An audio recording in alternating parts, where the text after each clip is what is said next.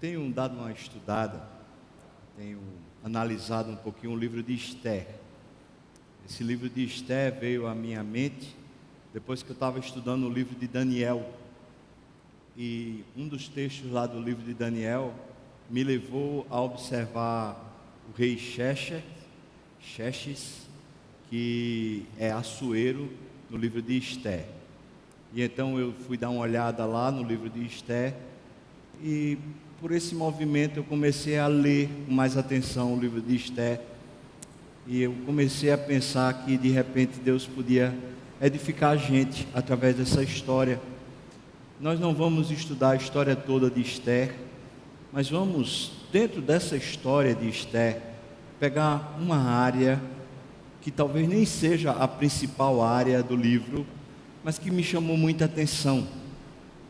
Nós vamos tentar ver, a partir desse livro, uma distinção real e grave entre uma família que é a família do povo de Deus, pai, mãe, filhos, uma família que é de gente que adora ao Senhor, serve ao Senhor, e uma família de gente que não ama ao Senhor, não serve ao Senhor e nem anda com o Senhor.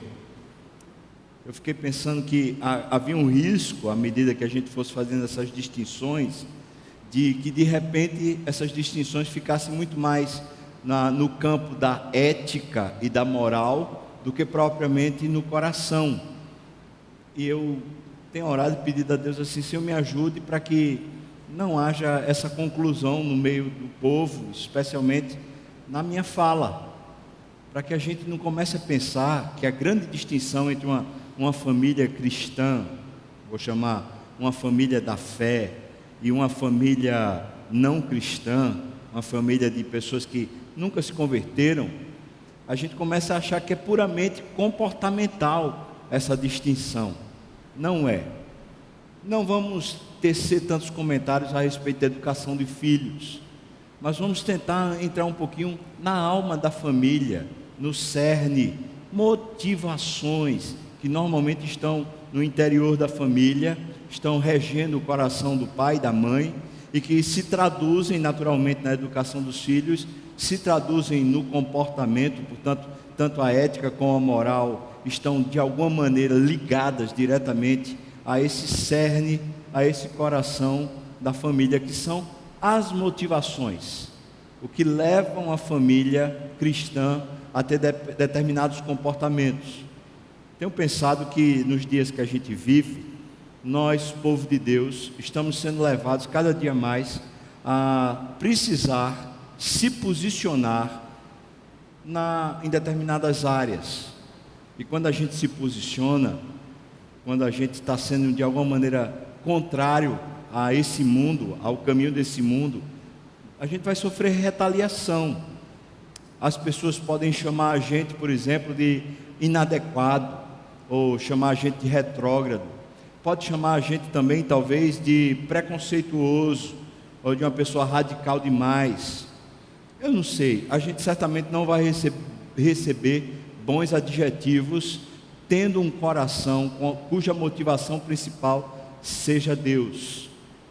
Mas Deus nos chamou, se você está aqui e é de Deus, é gente de Deus, Deus nos chamou para viver para a sua glória, para a gente ter o nosso movimento interior direcionado a Deus, e não direcionado a outra coisa qualquer. Sendo assim, acho que é relevante, é importante que a gente comece a observar essas coisas. Abra, por favor, a sua Bíblia nesse livro, no livro de Esther. Por favor, vá até o livro de Esther, abra no primeiro capítulo. Vamos começar falando de o primeiro assunto que salta ao livro, que se destaca, que é como fazemos as nossas festas. Não apenas, mais uma vez, comportamento, mas sobretudo motivação. E quando a motivação ela é destacada, ela vai terminar gerenciando o próprio comportamento, o que participa e o que não participa das nossas festas. Então a gente vai ler no primeiro capítulo, nós vamos ler do versículo 1 até o versículo 9 apenas, tá bom? Do versículo 1 até o versículo 9, nós vamos estar dando uma olhadinha nesse começo da história. Mais uma vez, eu quero que você entenda o foco, o destaque que a gente vai estar trazendo desse livro, é esse destaque sobre a distinção da família da fé, de gente que é piedosa, gente que ama a Deus, de uma família de pessoas que são ímpias, que podem até estar na igreja, que podem até se dizer cristã, mas o coração é ímpio, portanto se comporta e age como ímpio. Vamos ler então do versículo 1 até o versículo 9, o que está escrito no livro de Esté. Diz assim: nos dias de Assuero, que é Xerxes, o Assuero, rei que reinou desde a Índia até a Etiópia, sobre 127 províncias, naqueles dias, assentando-se o rei Assuero no trono do seu reino, que está na cidadela de Suzã, no 3º ano do seu reinado, deu um banquete a todos os seus príncipes e seus servos, no qual se representou o escol da Pérsia e Média, e os nobres e príncipes das províncias estavam perante ele. Então mostrou as riquezas da glória do seu reino e o esplendor da sua excelente grandeza por muitos dias. Veja que festa gigantesca. O texto diz por 180 dias, quer dizer, 6 meses de festa. Passados esses dias, achou pouco, passados esses dias, deu o rei um banquete a todo o povo que se achava na cidadela de Suzã, assim para os maiorais como para os menores, por 7 dias, no pátio do jardim do Palácio Real. Havia ali, como ornamentação, tecido branco, linho fino, estofas de púrpura, atados com cordões de linho e de púrpura, a argolas de prata e a colunas de alabastro. A armação dos leitos era de ouro e de prata, sobre um pavimento de pórfiro, de mármore, de alabastro e de pedras preciosas. Dava-se-lhe de beber, veja só, em vasos de ouro, vasos de várias espécies, e havia muito vinho real, graças à generosidade do rei. Bebiam sem constrangimento, como era prescrito, pois o rei havia ordenado a todos os oficiais da sua casa que fizessem segundo a vontade de cada um. Também a rainha Vasti deu um banquete às mulheres na casa real do rei Assuero. Vamos orar. Ó meu Pai, mais uma vez a gente vem diante do Senhor, quebrantar o coração, pedir ao Senhor misericórdia, Deus. Ó Senhor Deus, eu peço ao Senhor mais uma vez, tenha misericórdia para que a gente não se confunda aqui, que a gente não pense só no comportamento, mas sobretudo, Teu Espírito nos leve às motivações interiores, que o Senhor se faça tão presente, que a gente possa sair daqui abençoado, Deus. Nós oramos assim no nome de Jesus, amém, amém e amém. A sociologia diz que uma das coisas que faz a gente saber como é um povo, a natureza de um povo, é a maneira como o povo faz a sua festa. Isso é um traço cultural. O brasileiro é festivo. O brasileiro é um povo assim informal. Se você for em qualquer lugar do mundo, Deus já me deu graça de ir a alguns lugares no mundo, onde você encontrar brasileiros juntos, você vai encontrar festa. É impressionante. No aeroporto você pode estar lá, como eu estava lá na Coreia, tinha um grupo de brasileiros lá, era uma risadagem, era uma palhaçada, era um negócio engraçado, gostoso, dava vontade de ir para lá, até porque eu sou brasileiro, né? Então dava vontade de estar lá. Brasileiro é esse povo festivo, é esse povo comunicativo, esse povo alegre, de verdade, por vida, a gente parece que é assim. E isso é massa, isso não tem problema nenhum. Mas as festas que marcam a nossa cultura nos preocupam. Pensa você, irmão, comigo, a festa que marca a cultura de um modo geral no Brasil chama-se Carnaval. E o Carnaval é uma festa popular, por assim dizer, é uma festa que traz o maior feriado que a gente tem no ano todo, e essa festa, que é normalmente comemorada quase durante um mês completo, ainda que naqueles dias ali haja um grande feriadão, essa festa é uma festa para a carne. E o que acontece no Carnaval, seja lá no Galo da Madrugada aqui em Recife, que diz que é a maior concentração do mundo para uma festa, ou seja, em qualquer outro lugar onde se espalhe, por exemplo, lá em Bezerros, que tem lá o Papangu e o povo seguindo atrás, há traços de cultura, há traços de beleza. Quem vai dizer que não? Por exemplo, a dança do frevo, só pelo frevo, sem pensar em tudo o que compõe aquela dança, como por exemplo, normalmente a sensualidade, os trajes no qual as dançarinas dançam, mas pensando só na beleza, aquela sombrinha toda bonita, cheia de cores, a própria beleza da dança é bonita. Quem vai dizer que aquilo ali é feio? Talvez uma pessoa que tenha realmente muito problema, mas aquilo é bonito. Um samba bem tocado, a harmonia, como é bonito. No entanto, irmãos, esses instrumentos se mesclam a uma cultura até de certa forma diabólica, onde a sensualidade, inclusive homenagens a deuses ou homenagem a entidades, especialmente entidades que nós herdamos da cultura afro, elas permeiam de maneira avassaladora essas festas, ou pelo menos essa festa de forma bem acentuada. E alguém vai dizer: mas que problema há, pastor? O problema, irmãos, é que a festa mostra muito claramente a alma do brasileiro. Além daquela questão que eu falei do despojo, de ser um povo sem muita formalidade, isso é muito bonito. Por outro lado, a sensualidade, a falta completa de estribeiras, de limites, a dissensão, o álcool tomando conta de tudo, a falta completa de raciocínio. Os homens perdem completamente a compostura, as mulheres, por sua vez, elas ficam tão decrépitas. O que é que acontece nessa festa chamada Carnaval?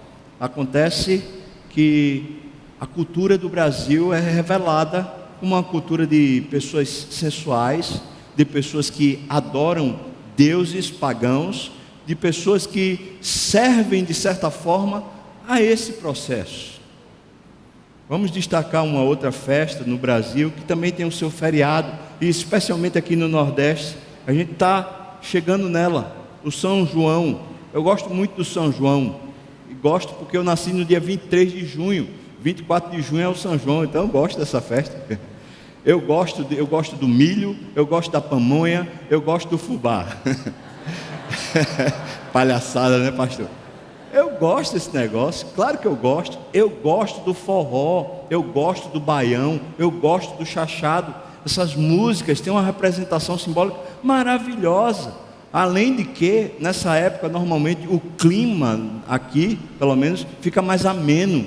Eu gosto desse negócio todo, mas eu não gosto, não da beleza, mas do que é encenado e do que é propagado numa quadrilha.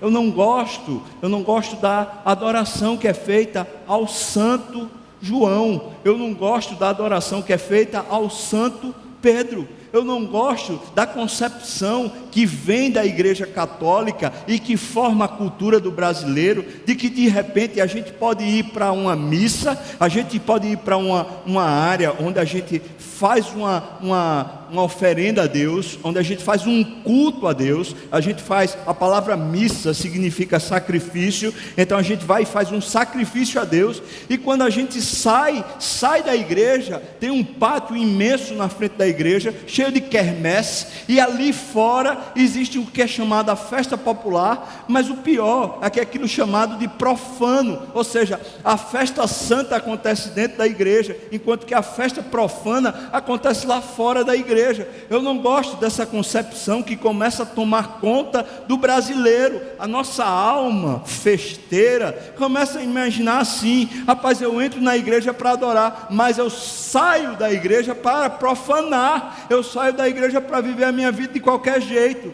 Eu não gosto desse negócio, até porque isso é antibíblico, até porque nós não fomos salvos por Cristo para viver dessa forma, como se a gente pudesse entrar num recinto para adorar a Deus e sair para viver uma vida pagã. Não somos assim. Então, é claro que qualquer parte da arte, da cultura, ao analisar, a gente vai ter aspectos positivos e aspectos de beleza e coisas que certamente falam ao nosso coração. E sendo nordestino, tendo meu pai como sertanejo, tendo sido criado indo para o sítio lá no sertão do Pernambuco, desde pequenininho, eu gosto demais dessa região, eu gosto demais da cultura, quando eu ouço os versos, como eu gosto desse negócio. Entretanto, irmãos, esse traço da festa no Brasil, ela é permeada de perversões, de perdições, de destruições, sobretudo familiar, sobretudo daquilo que de fato é a nossa vida com Deus. Aí eu fico pensando, como são as nossas festas? Eu não estou falando da festa da Igreja Presbiteriana das Graças. A gente faz celebração da graça e é um culto, uma vez por ano. A gente faz o Natal na rua e é um culto, uma vez por ano. E é uma bênção que a gente chama o povo para adorar a Deus. Mas eu estou pensando na Igreja Presbiteriana das Graças, não como esse grupo geral. Eu estou pensando na Igreja Presbiteriana das Graças como pessoas, cada um de nós, igreja. Como é a festa da Igreja Presbiteriana das Graças, particularizada na pessoa que está aqui participando hoje do culto? Como é a sua festa? O que é que normalmente faz você não querer dar a festa? Porque o querer dar a festa é porque tem algum motivo, mas o que é que normalmente serve como motivação na festa, para agregar valor à festa? Ora, para a maioria do povo que habita essa terra hoje, os valores, os motivos que permeiam a festa da gente é a vaidade. Eu posso dizer isso sem medo de errar. Nós normalmente não fazemos festa para a glória de Deus, para dizer: Deus, o Senhor é massa, o Senhor é verdadeiramente exaltado. Mas a gente faz a festa para de alguma maneira satisfazer pessoas, ou seja, dar uma satisfação social. E a gente faz a festa também para de alguma maneira se apresentar, dizer: olha, eu conquistei, por exemplo, eu conquistei uma formatura, uma graduação. Eu passei mais um ano de vida, eu estou completando aniversário. Nosso aniversário de casamento. Ou seja, a festa, de certa forma, não é nem tanto uma celebração a Deus, mas é uma celebração à nossa imagem, à nossa conquista, ao que nós conseguimos, e não à glória de Deus. Isso faz diferença? Faz. Eu tenho aprendido que nós devemos sempre batalhar pela boa essência, não necessariamente pela forma, porque a forma ela é meio que casual e ela pode ser mudada de geração para geração, mas normalmente uma boa essência acompanha pelo menos princípios norteadores de uma boa forma também. Então não adianta dizer assim, é só uma questão de essência, de qualidade do coração, e a festa pode ser de qualquer jeito, ou a forma pode ser de qualquer jeito. É claro que não. Tanto uma coisa como outra são importantes, porque se eu tiver uma boa essência, uma boa motivação, mas a consequência dessa boa essência e motivação um formato totalmente ímpio, quer dizer que a forma está contradizendo a essência. E se a essência que me move é a minha vida com Deus, é a minha santidade, é o padrão de Deus habitando em mim, se o que me move é isso, então pode ter certeza que a forma que vai discorrer disso é uma forma santa, é uma forma que apresenta e revela a Deus. Então eu poderia dizer que a essência de fazermos festas, sendo nós cristãos, a essência é revelar Deus ao mundo. Deveríamos fazer festas nas nossas conquistas, sim. Deveríamos fazer festas no nosso aniversário, sim. Deveríamos fazer festas nos aniversários de casamento e em outras datas comemorativas que tivermos, sim. Não deveríamos ser um povo sem festa, porque eu encontro um Deus que festeja. Eu encontro um Deus que, quando salva o perdido, chama todo mundo para fazer festa. Eu encontro na Bíblia um Deus que desde o começo separa um tempo, depois de todo o seu trabalho, para santificar, para glorificar o seu nome. Eu encontro um Deus que faz questão de fazer homenagens. Eu encontro um Deus que, quando tira o povo do Egito e está caminhando em direção à terra prometida, faz questão de dizer: celebrem o meu nome, façam festas a mim. Eu encontro um Deus que é festeiro. No entanto, eu encontro um Deus que, quando faz festa, faz questão de dizer: celebrem o meu nome, não de vocês, o meu. Quando vocês estiverem fazendo, proclamem o meu nome, façam o meu nome ser engrandecido. Eu já fui a algumas festas, inclusive aqui na igreja, cujo conteúdo era mais ou menos assim: vamos fazer um culto. Então faz no primeiro momento muito parecido com esse conteúdo da igreja católica. O primeiro momento sacro, faz um culto, tem uma pregação, tem hinos, tem louvor, tem alguma coisa assim. Mas depois segue-se um momento chamado profano pela igreja católica, porque dali por diante nada de Deus é revelado, a não ser a vaidade humana, a não ser de alguma maneira uma satisfação que é dada ao povo e não a Deus. A gente precisa rever isso para o nosso próprio bem. A gente precisa rever isso para o bem da nossa família. A gente precisa rever isso para o bem do nosso espírito. Mas sobretudo a gente precisa rever isso para Deus ser glorificado na nossa vida, irmãos. Dê uma olhada de volta, por favor, ao texto, porque eu quero destacar aqui alguns pontos que mostram a essência da festa de Assuero. Perceba que não foi uma festinha. 180 dias de festa, 6 meses de festa, depois 7 dias de festa. Eu vou dizer a você, nem a alma mais festeira vai pensar em uma festa desse tamanho e vai ter recursos para fazer uma festa desse tamanho. Xerxes tinha, e tinha essa alma festeira, e tinha esses recursos todos, e disse: eu vou fazer, e fez. Veja o que é que diz aqui, nesse capítulo 1. Eu quero destacar algumas coisas que claramente são pontuadas aqui.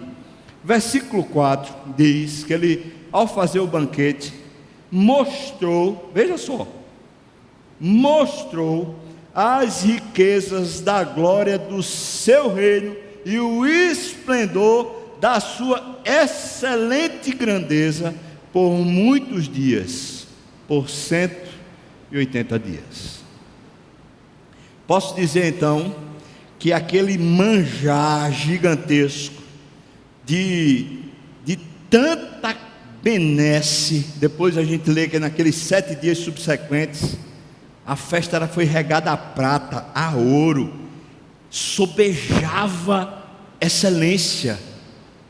Eu imagino que isso devia ser muito bonito visualmente. Eu imagino que aquilo deve ter marcado profundamente o reino. Mas, irmãos, veja que ele fez a festa para se mostrar. Ele fez a festa para revelar a sua grandeza, a sua magnificência, o quanto ele era um grande rei e um grande homem. Agora, há um detalhe histórico que passa despercebido, porque a gente não lê na Bíblia, a gente tem que ler no contexto. No contexto, quando Xerxes assumiu o reino, ele foi para uma batalha contra a Grécia. Aquela batalha que você deve ter assistido num filme de uma forma muito distorcida, naqueles 300 de Esparta. Esse império medo-persa foi em direção à Grécia, e essa batalha contra os espartanos, mais ou menos 300 espartanos, com um exército de gregos de mais ou menos 7.000 naquele exército, eles lutando contra um exército de aproximadamente 120.000, o exército medo-persa foi vencido e houve uma grande vergonha. Essa batalha foi o primeiro ato do rei Xerxes, ou seja, ele convocou o seu exército. Veja que a extensão do seu império é gigantesca, vai desde a Índia até a Etiópia. Marcando isso tudo no mapa, esse homem conseguiu um contingente de 120.000 soldados, o que, para o tamanho do seu império, ainda é só uma fração. Ele tinha certamente milhares de homens para o seu exército, mas ele pegou 120.000 e foi contra a Grécia, porque há pelo menos 50 anos a Grécia estava engasgada no Império Medo-Persa, quando Ciro pela primeira vez tentou tomar a Grécia e não conseguiu. Então Xerxes, talvez muito orgulhoso, talvez cheio de vaidade, quando assumiu, disse: agora a gente vai dar um basta, esse negócio da Grécia agora vai se resolver. E ele foi com seu exército gigantesco para domar a Grécia, mas saiu de lá envergonhado, porque ele perdeu. Aquela batalha ficou marcada na história. Ele volta envergonhado para casa, e quando ele volta envergonhado para casa, ele resolve dar uma festa. Eu fico pensando aqui, a vaidade que estava tomando conta dele levou ele à batalha, mas a mesma vaidade que levou ele à batalha, que depois de perder na batalha, leva ele a fazer uma festa. Ele está fazendo uma festa, de certa forma, entenda o que eu vou lhe falar. É como se ele estivesse subornando o seu reino todo. Ele está, através da festa, dando um cala-boca em todo mundo. Todo mundo está comendo e bebendo a fartar durante 6 meses, e todo mundo vai ficar simplesmente de bico calado da derrota horrorosa que ele tinha acabado de passar. Eu fico pensando que as festas são boas maneiras da gente esconder quem a gente é. As festas é uma boa maneira da gente mostrar para as pessoas o que a gente quer mostrar, sem que a gente precise ser quem a gente é. Perceba isso. Quantas vezes, por exemplo, a gente quer, vamos fazer um grupo pequeno, pode fazer na sua casa, a pessoa diz: não pode fazer na minha casa. Por quê? Porque eu não quero que a minha casa tenha, sei lá, sapato sujo, eu não quero que na minha casa tenha uma desarrumação, eu não quero, dá muito trabalho. Por quê? Porque aquele ato continuado de ter lá o grupo pequeno, de ter pessoas vindo para sua casa, de estar trocando afinidades, de alguma maneira vai ter que revelar quem você é, vai ter que mostrar quem você é. Mas só fazer uma festa, faz uma festa de aniversário, não vai nem lá em casa, a gente faz uma festa de aniversário, a gente contrata ali um clube de campo, a gente contrata ali um grupo de festividade, a gente pega um som, faz não sei o que, a gente faz fora, e quando a gente faz fora, a gente junta o povo todo, de certa forma, para aqueles que têm um pouquinho mais de recurso, revela o quão poderoso é, pela quantidade de detalhes, pela magnificência da festa, todo mundo fica encantado, todo mundo fica embevecido, e todo mundo olha para aquele que é o anfitrião da festa e diz: rapaz, que pessoa, que qualidade, que condição, que magnificência. A festa pode ser uma boa maneira de, além de revelar a nossa vaidade, esconder quem a gente é, porque vai ser no dia a dia, vai ser no contato, olho a olho, gente com gente, que a verdade de quem a gente é vai sendo revelada. Mas a gente cristão, tem aprendido, no decurso da história, a ser mais fariseu do que ser de fato Cristo. Porque o fariseu, Jesus chama de hipócrita, ou seja, ele consegue ensinar a sua fé em determinados momentos, mas no dia a dia, se fosse conviver com ele, iria ver que ele tem os pés de barro, que ele é frágil, que ele não é aquilo que parece ser. Nós cristãos estamos muitas vezes aproveitando as festas para manifestar a nossa hipocrisia, o nosso ego exaltado, enquanto a gente não tem coragem de dar a cara a tapa, de se revelar como de fato a gente é, de conviver, de participar a vida com as pessoas, não apenas abrir a casa, mas sobretudo abrir o coração. Primeira coisa que marca uma festa de ímpios, a vaidade. Mas a primeira coisa que marca uma festa de santos é a humildade. O ímpio faz a festa para se revelar, ou melhor, para se apresentar, para se fazer conhecido. Mas o que é que ele revela na festa? O texto diz para nós, veja o que é que ele revelou: mostrou as riquezas da glória do seu reino, ou seja, as suas conquistas ficaram evidentes, e mostrou o esplendor da sua excelente grandeza. Ou seja, o que está sendo revelado naquela festa? A vaidade, a sua grandeza, o seu poder. Não está sendo revelado a pessoa. É óbvio, Assuero não é um homem de Deus, então não podia ser revelado Deus através dele. Mas, irmão, eu sou, e você também é. E o que é que fica evidente nas festas que nós fazemos? Deus, o quanto Deus é grande. Por exemplo, vamos pensar aqui, vai haver uma festa, e a gente então está pensando, organizando a festa. Ontem teve uma festa de casamento lindíssima, eu fui na festa, eu e Daniel fizemos o casamento, lindo casamento. Estávamos na mesa conversando, e um casal, novo até aqui na igreja, estava dizendo que para preparar a festa deles de casamento, eles demoraram pelo menos 2 anos de preparativos. Eu falei, meu Deus, quanto desgaste deve ter sido, quanto tempo esse processo demora. Casamento é tão especial, às vezes ele faz isso mesmo com a gente. Mas eu fiquei pensando também, meu Deus,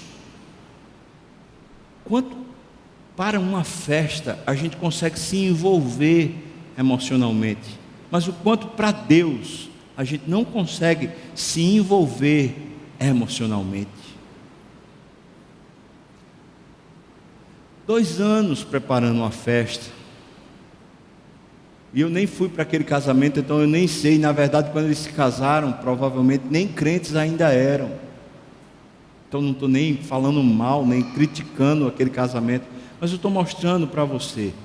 A gente vai de repente fazer uma festa, e aí a gente começa, eita, precisa contratar isso, precisa contratar aquilo, precisa ter aquela parte, porque se não tiver aquela parte não vai ser a festa do jeito que eu quero. Aí eu pergunto para você, irmão, preste atenção.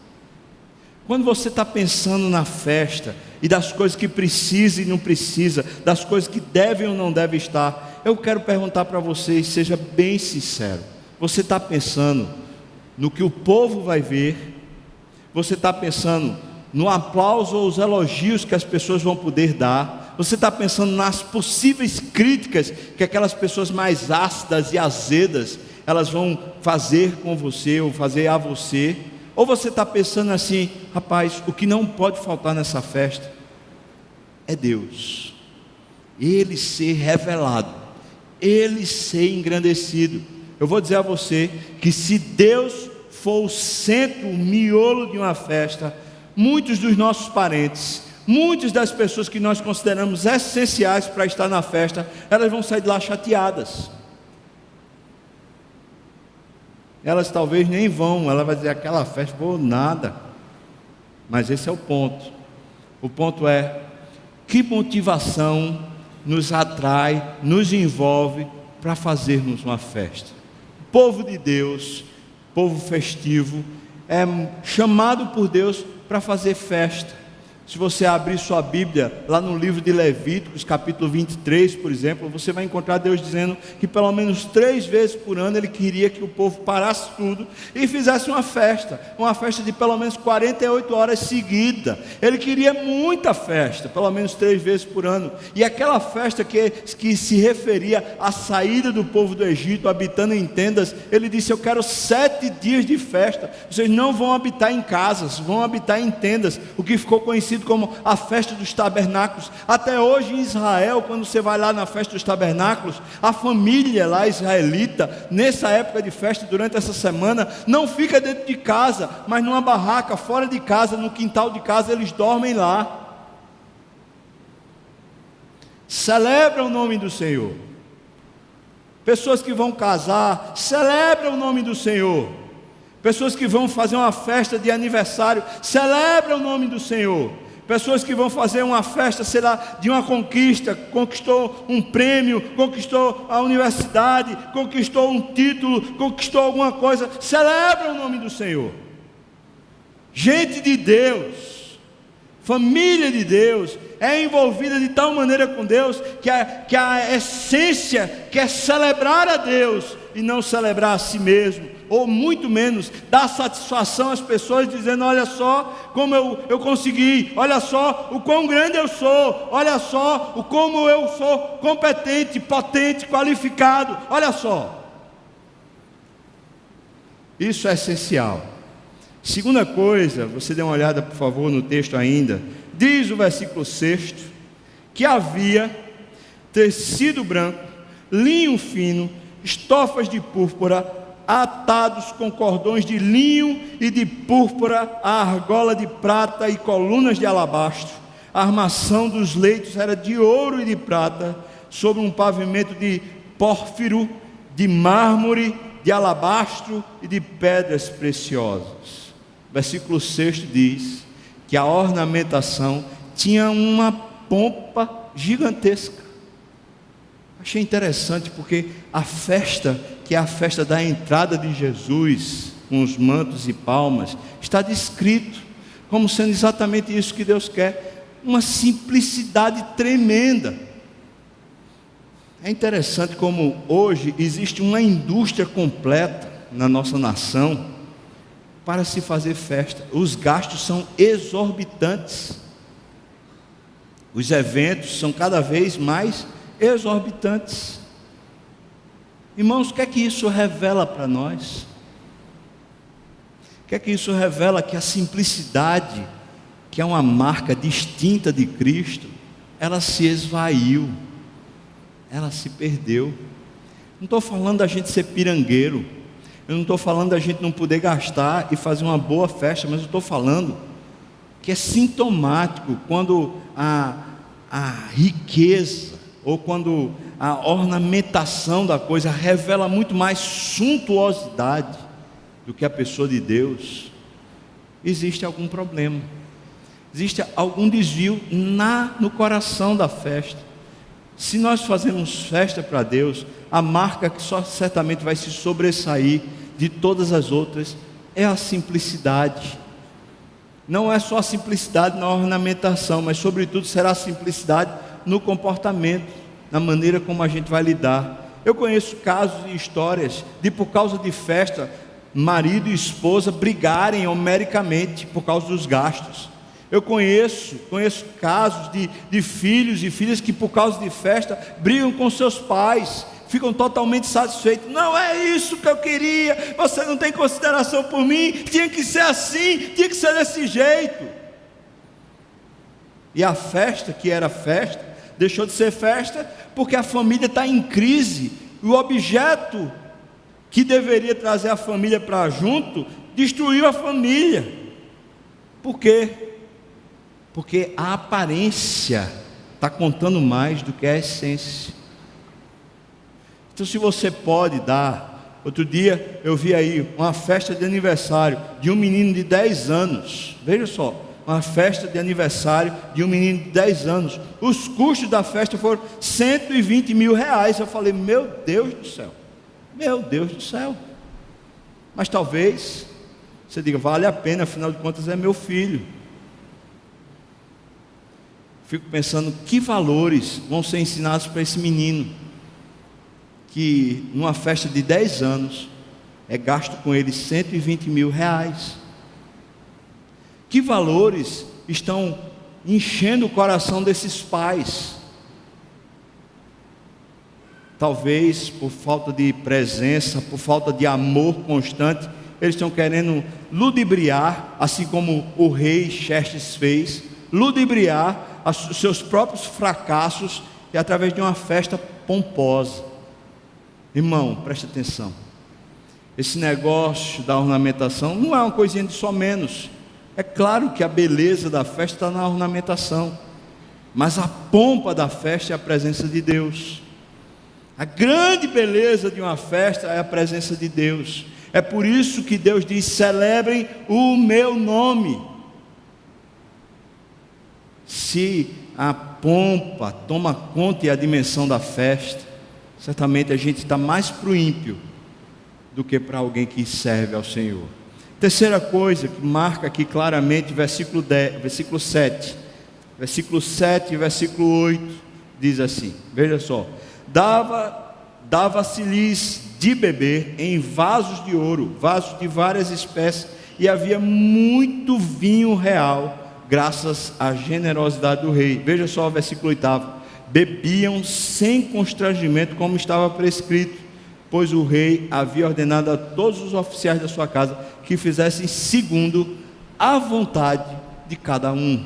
Claramente essa festa aqui está regada ao vinho, está regada à bebedice, está regada aos apetites de cada um.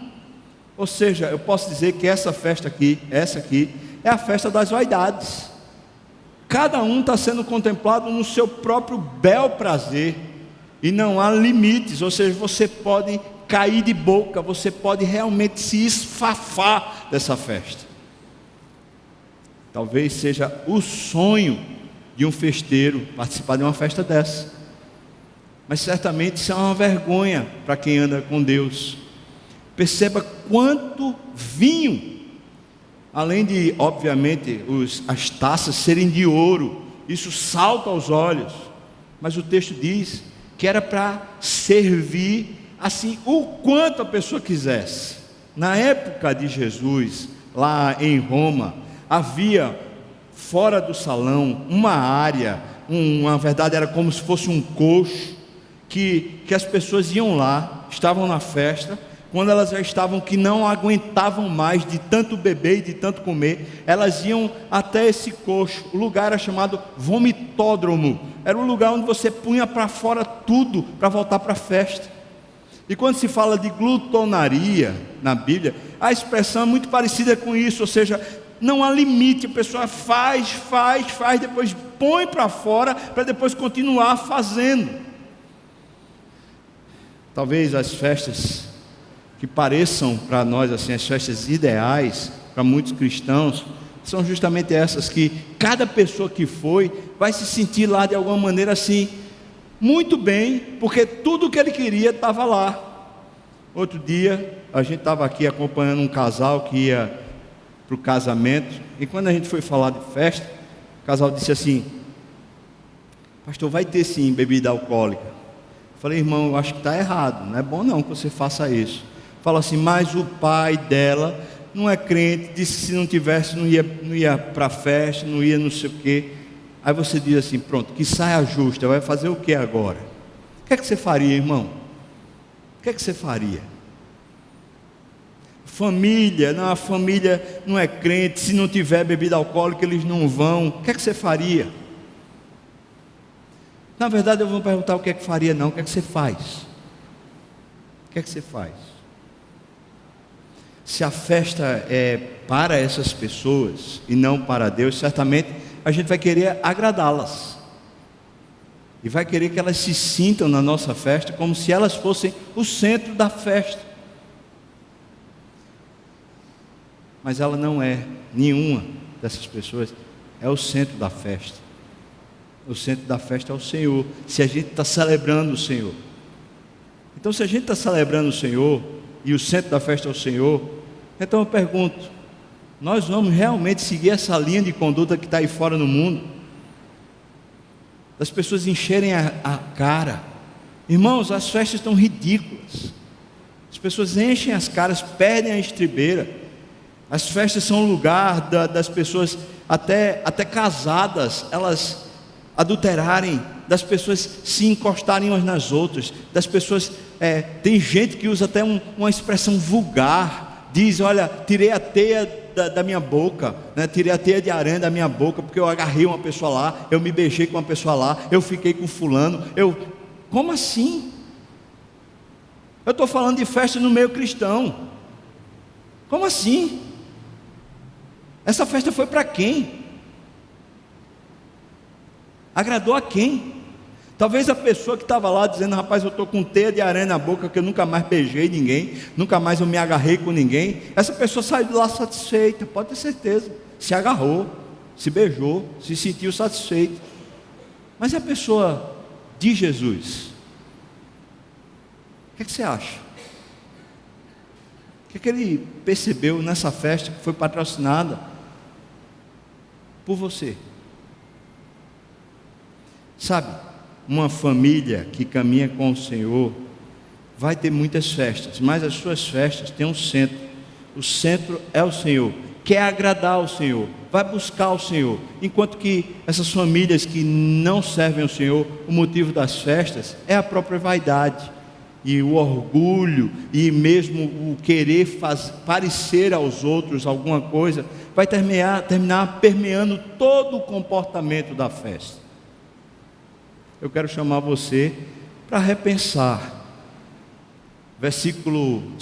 Abra sua Bíblia, por favor, em Isaías capítulo 1, a partir do versículo 10. Veja o que Isaías fala para o povo do Senhor a respeito das suas festas. No caso aqui, estava falando até dos seus cultos. Veja o que diz, a partir do versículo 10. Isaías capítulo 1, a partir do versículo 10, diz assim. Está ouvindo, irmão? Show? Diz: ouvi a palavra do Senhor, vós, príncipes de Sodoma, prestai ouvidos à lei do nosso Deus, vós, povo de Gomorra. De que me serve a minha multidão dos vossos sacrifícios? Diz o Senhor. Eu estou farto dos holocaustos de carneiros e da gordura de animais cevados, e não me agrado do sangue de novilhos, nem de cordeiros, nem de bode. Quando vindes para comparecer perante mim, quem vos requereu só pisardes nos meus atos? Não continueis a trazer ofertas vãs. O incenso é para mim abominação, e também as luas novas são festas. Os sábados, as convocações das congregações também são festas. Eu não posso suportar iniquidade associada ao ajuntamento solene. As vossas luas novas, que são festas, as vossas solenidades, as festas, a minha alma as aborrece, já me são pesadas, eu estou cansado de as sofrer, pelo que, quando estendeis as vossas mãos, escondo de vós os meus olhos. Sim, quando multiplicais as vossas orações, não as ouço, porque as vossas mãos estão cheias de sangue. Lavai-vos, purificai-vos, tirai a maldade dos vossos atos de diante dos meus olhos. Cessai de fazer o mal, aprendei a fazer o bem, atendei à justiça, repreendei o opressor, defendei o direito do órfão, pleiteai a causa das viúvas. Vinde, pois, e arrazoemos, diz o Senhor. Ainda que os vossos pecados são como a escarlate, eles se tornarão brancos como a neve. Ainda que são vermelhos como o carmesim, se tornarão como a lã. Se quiserdes e me ouvirdes, comereis o melhor desta terra.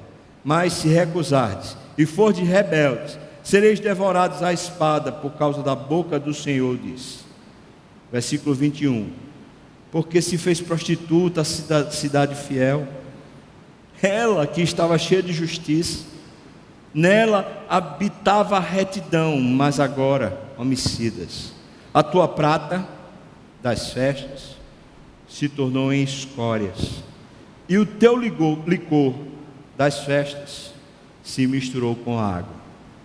Os teus príncipes são rebeldes, os companheiros ladrões.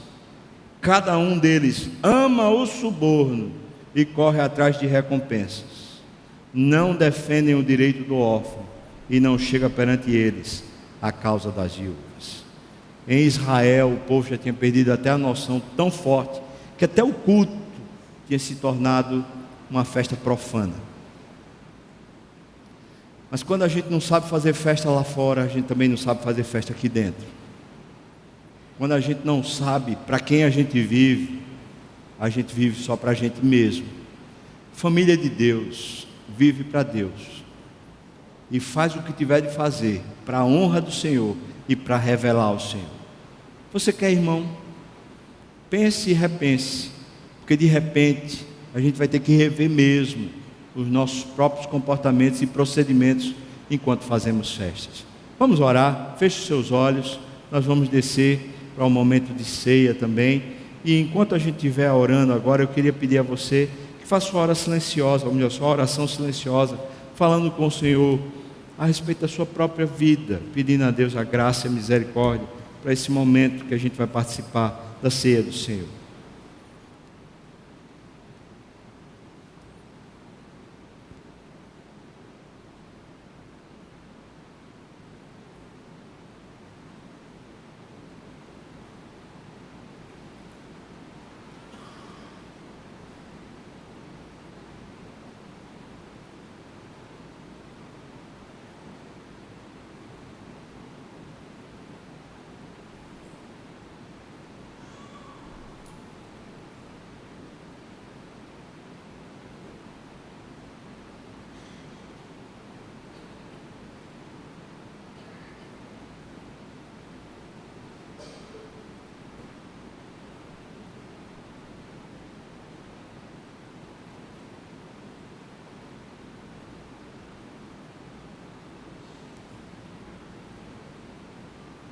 Senhor, toma essa festa que agora vamos participar, a festa da ceia, da comunhão, da consagração. Toma, Senhor, nós queremos te agradar agora e que o teu nome seja exaltado. Toma também a nossa vida, Deus, para que a gente seja realmente achado fiel diante do Senhor, seja colocado diante do Senhor toda a nossa vida, Deus. Senhor, nós precisamos muito do Teu Espírito para nos domesticar, para nos ensinar, para nos fazer fiéis. Nos abençoa, Senhor, abençoa-nos para que caminhemos em piedade, em nome de Jesus. Amém.